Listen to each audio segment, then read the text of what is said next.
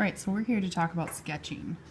So you guys already did the activity where you practice getting your fingers up the pencil further and not using your fingers and your wrists, but working from your shoulder to get those straight lines. Now what we want to talk about is a lot of people when they're drawing, they just go ahead and make a decision and they draw like they would write. They press really hard and it's final. This is really hard to erase and it's really hard to get things right. I don't even get things right the first time, and I've been practicing for 30 some years. So what we want to do instead, once you determine what you're going to draw, go ahead and move up the pencil and use that drawing from the shoulder technique. So I'm moving my whole arm and not my wrist.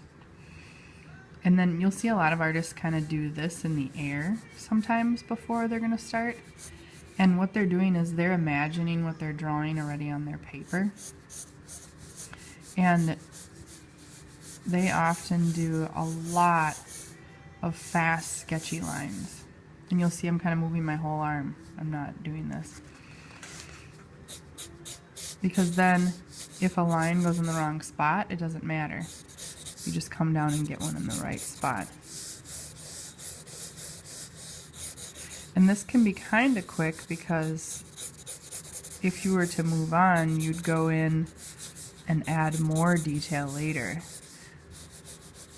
This is kind of the general form.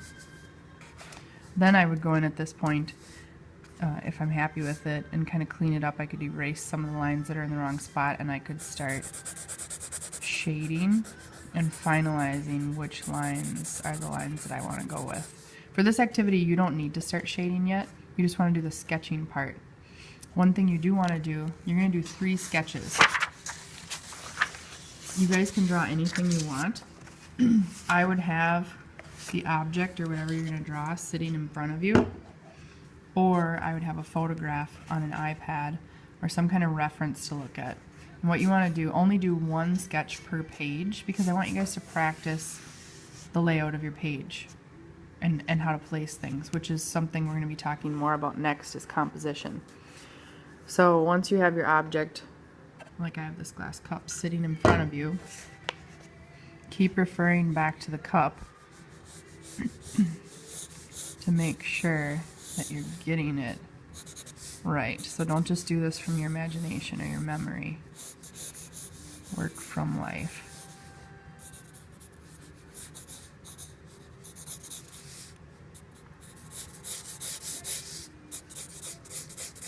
Light, sketchy, so it's going to look a little sloppy, a little loose. Work in detail, but you don't need to shade yet.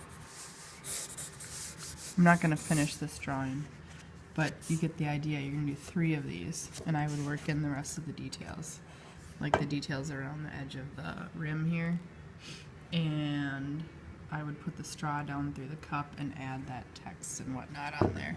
So you're going to do 3 of these, 1 on each page, and then we'll move on.